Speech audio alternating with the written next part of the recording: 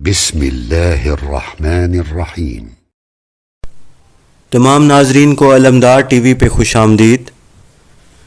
ناظرین، آج کی ویڈیو میں حضرت داؤد علیہ السلام کے عہد کا ایک واقعہ بیان کروں گا۔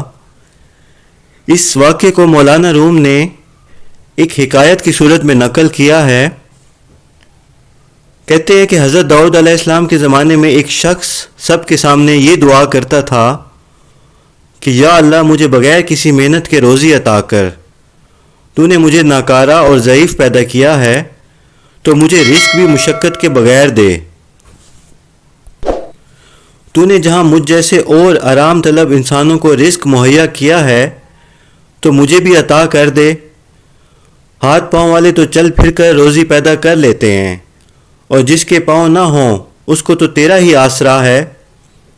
میں تو زبان ہلا کر ہی تجھ سے مانگ سکتا ہوں، لیکن مشقت کرنے کی طاقت نہیں رکھتا۔ وہ شخص دن رات اسی دعا میں مشغول رہتا۔ لوگ اس کی یہ حالت دیکھ کر ہنستے اور کہتے کہ یہ شخص بڑا بے وقوف ہے۔ اللہ نے ہر کسی کو کھانے کمانے کے گر بتائے ہیں، اور وہ اسی میں دل لگا کر روزی پیدا کرتا ہے۔ اس دنیا میں بے سبب کسی کو رزق نہیں ملتا۔ ہم دیکھتے ہیں کہ ہمارے زمانے کے نبی داؤد علیہ السلام ہیں، جانور تک ان کا حکم مانتے ہیں، اور اللہ نے انہیں معجزے بھی عطا کیے ہیں۔ پرندے تو ایک طرف، پہاڑ بھی ان سے متاثر ہوتے ہیں، باوجود اتنی شان کے ان کو بھی مشقت کے بغیر روٹی نہیں ملتی۔ مگر یہ ناکارہ انسان چاہتا ہے کہ اسے بیٹھے بٹھائے خزانہ مل جائے اور اسے کوئی محنت نہ کرنی پڑے۔ بھلا دنیا میں بھی یہ کبھی ہوا ہے؟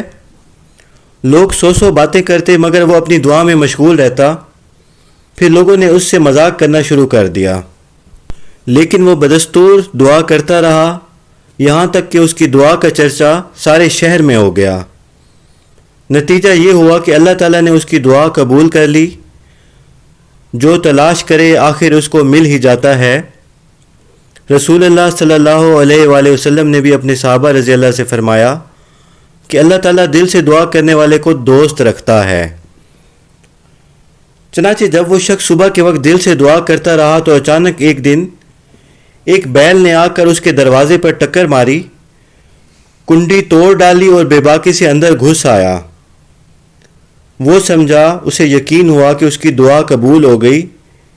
جلدی سے اٹھا اور اس کی ٹانگوں میں رسا ڈال کر کھینچا، اور پھر اس کو ذبح کر ڈالا، اور پھر قصاب کو لے آیا کہ اس کا گوشت کاٹ کر دے۔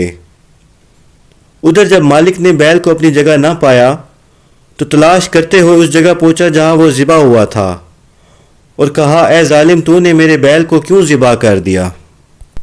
اس نے جواب دیا، میں تو اللہ سے ایک مدت سے دعا کرتا رہا ہوں کہ میرا رزق میرے پاس پہنچا دے۔ اس نے دعا قبول کی اور اس بیل کی شکل میں روزی بھیج دی، اور میں نے اللہ کا حکم سمجھ کر اسے ذبح کر لیا۔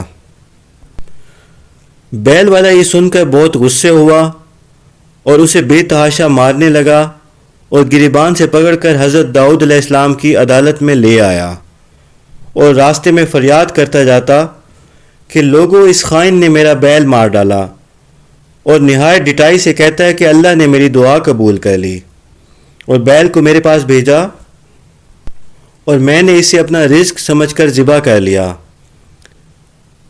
انصاف کرو، کیا یہ حق پر ہے؟ اگر ایسا جائز ہوتا تو ہر کوئی امیر کا مال ہتھیانے لگے اور کہے کہ میں نے تو دعا کی تھی، اللہ نے مجھے مال دے دیا، یہ شخص تو صحیح سالم ہے۔ اندھے اور لولے بھی امیروں کو 100 دعائیں دیتے ہیں تو روٹی کا ٹکڑا پاتے ہیں۔ جبکہ بیل پانے والے نے آسمان کی طرف منہ کر کے کہا، اے رحیم و کریم، تو ہی جانتا ہے کہ میں نے کتنے سچے دل سے دعا کی تھی، اور یہ دعا بھی تو نے میرے دل میں ڈالی تھی۔ میں کوئی فضول دعائیں تو نہیں کرتا رہا، بلکہ حضرت یوسف علیہ السلام کی طرح سچے خواب دیکھ کر میں نے دعائیں کیں۔ حضرت یوسف علیہ السلام کو جس طرح زندان میں بھی اپنے خواب کی صداقت کا یقین تھا کہ وہ ایک دن شاہی تخت کے مالک ہوں گے، اسی طرح مجھے بھی یقین تھا، اور میں نے اسی بنا پر بیل کو تیری عطا سمجھ کر ذبح کر لیا۔ اگر وہ حلال نہ ہوتا تو میرے حلق سے نہ اترتا۔ میں نے تو روز اول سے جو خواب دیکھا تھا وہی پورا ہوا۔ میں نے بھی اپنی دعا میں مصروف رہ کر اپنی مراد پائی۔ یہ مدعی مجھے تیرا بندہ نافرمان سمجھ کر شیطان کی طرح کوس رہا ہے۔ میں نے تو صاف دل سے دعائیں کی اور کامیاب ہوا، اور یہ دل کا اندھا مجھے اندھا کہہ رہا ہے اور نہیں جانتا کہ اگر میں اندھا ہوں تو تیرے عشق میں اندھا ہوں، اور حسب دستور تیرے غیر سے آنکھیں بند کر رکھی ہیں۔ یا اللہ تو بصیر ہے، تو ظاہر کر دے کہ میں اندھا نہیں ہوں اور میری باتیں غلط نہیں بلکہ حقیقت پر ہیں۔ اگر میں برا بھی ہوں تو پردہ پوشی کر لے اور مجھ کو ان کے سامنے ذلیل نہ کر۔ تو نے مجھے بیل سے نوازا ہے، میں نے چوری تو نہیں کی۔ چنانچہ مدعی اور یہ شخص دربار داؤدی میں حاضر ہوئے۔ آپ علیہ السلام نے پوچھا مقدمہ کیا ہے؟ مدعی نے کہا اے اللہ کے نبی، میرا بیل اس کے گھر میں گھس گیا اور اس نے ذبح کر لیا۔ آپ اس سے پوچھیں کہ اس نے ایسا کیوں کیا؟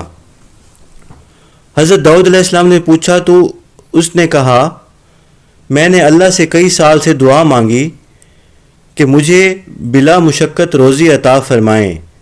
میری اس دعا سے سب لوگ آگاہ ہیں، آپ جس سے چاہیں پوچھیں، وہ بغیر کسی دباؤ کے میری تصدیق کرے گا۔ اس دعا کے نتیجے میں یہ بیل خود بخود دروازہ توڑ کر میرے گھر آ گیا اور میں بڑا خوش ہوا کہ اللہ نے میری سن لی۔ میں نے اس کو ذبح کیا اور بطور شکرانہ گوشت کو تقسیم کر دیا۔ حضرت داؤد علیہ السلام نے بیان سن کر فرمایا تیرا یہ جواب بے دلیل ہے، شریعت ظاہر پر حکم کرتی ہے۔ یہ بیل تجھے بخشا گیا، نہ تو نے خریدا، نہ وراثت کے طور پر ملا اور نہ تو نے کسب سے پیدا کیا۔ جب تک کوئی کاشت نہ کرے پیداوار لینے کا حقدار نہیں ہوتا۔ تو نے کسی جائز طریقے سے بیل حاصل نہیں کیا، لہٰذا میں یہ فیصلہ سناتا ہوں کہ زیادہ باتیں نہ بنا اور اس کا مال اس کو واپس کر دے، چاہے تجھے قرض لینا پڑے۔ جس طرح بھی ہو حق یہی ہے اور مجھ سے باطل کی امید نہ رکھ۔ یہ حکم سن کر اس نے کہا اے اللہ کے نبی، آپ بھی وہی بات کہتے ہیں جو ظالم لوگ کہہ رہے ہیں۔ یہ کہہ کر اس نے پھر اللہ کی طرف رجوع کیا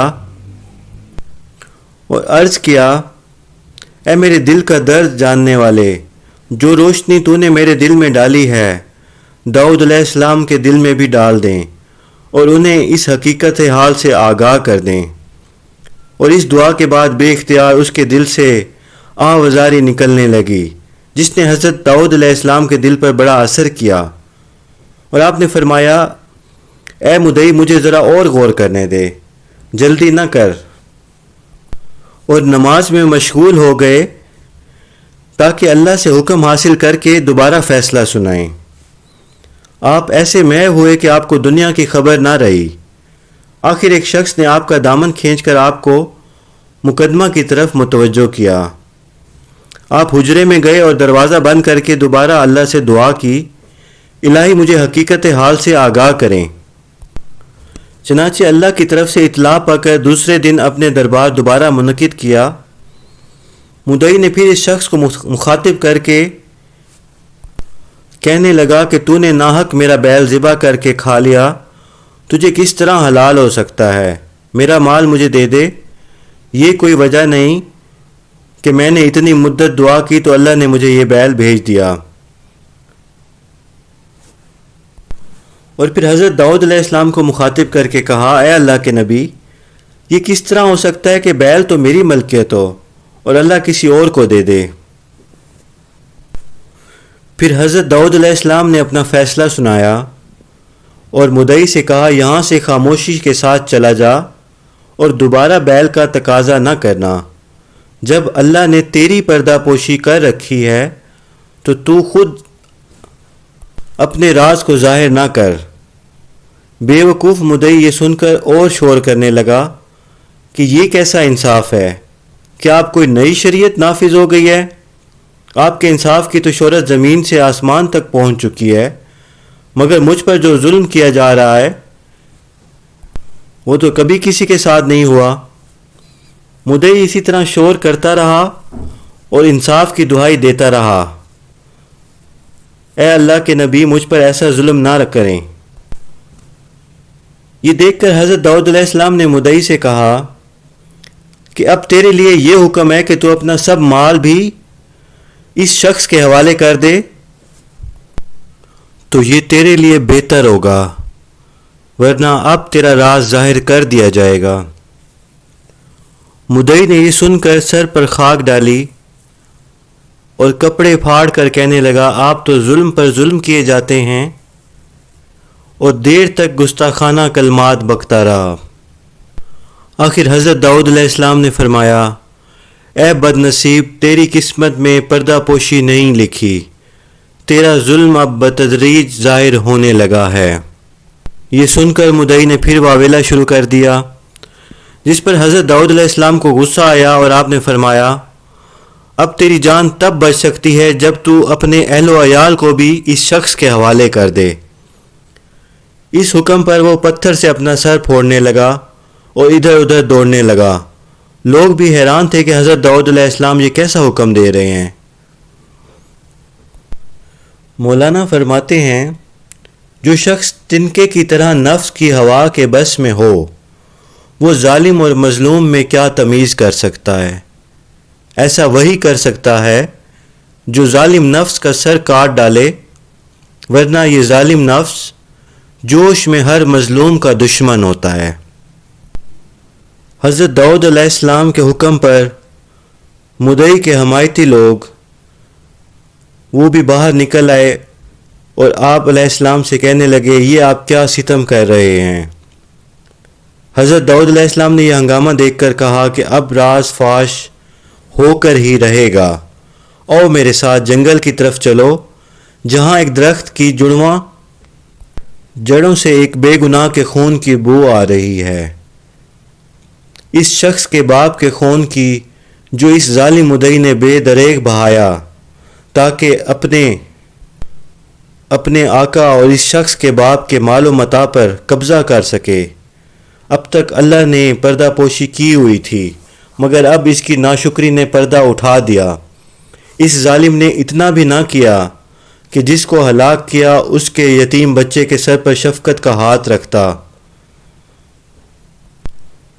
اور کیا تو کیا ایک بیل کے لیے سر پر زمین پٹک رہا ہے، حالانکہ اپنے آقا کے کئی بیل اس نے ہتھیائے ہوئے ہیں، اور پھر طرفہ یہ کہ اپنی اس صفاکی پر یہ کبھی شرمندہ نہیں ہوا، اور اپنے فعل پر اس نے کبھی اللہ سے معافی نہیں مانگی۔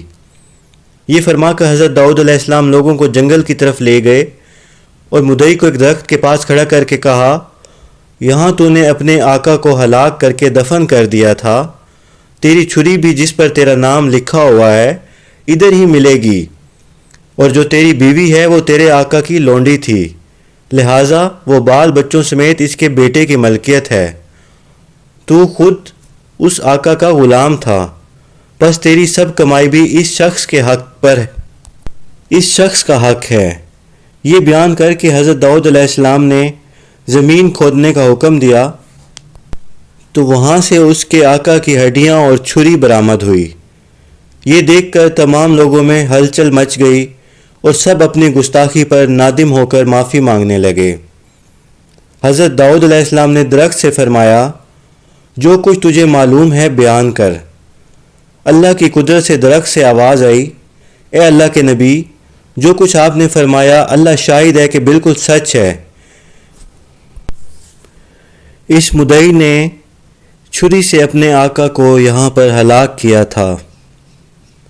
اس کے بعد حضرت داؤد علیہ السلام نے بیل ذبح کرنے والے شخص سے کہا، آؤ اور اپنا انصاف لے لو اور اسی چھری سے اس شخص کو، اس مدعی کو ہلاک کر دو۔ چنانچہ وہ مدعی کیفر کردار کو اور حقدار کو پہنچا۔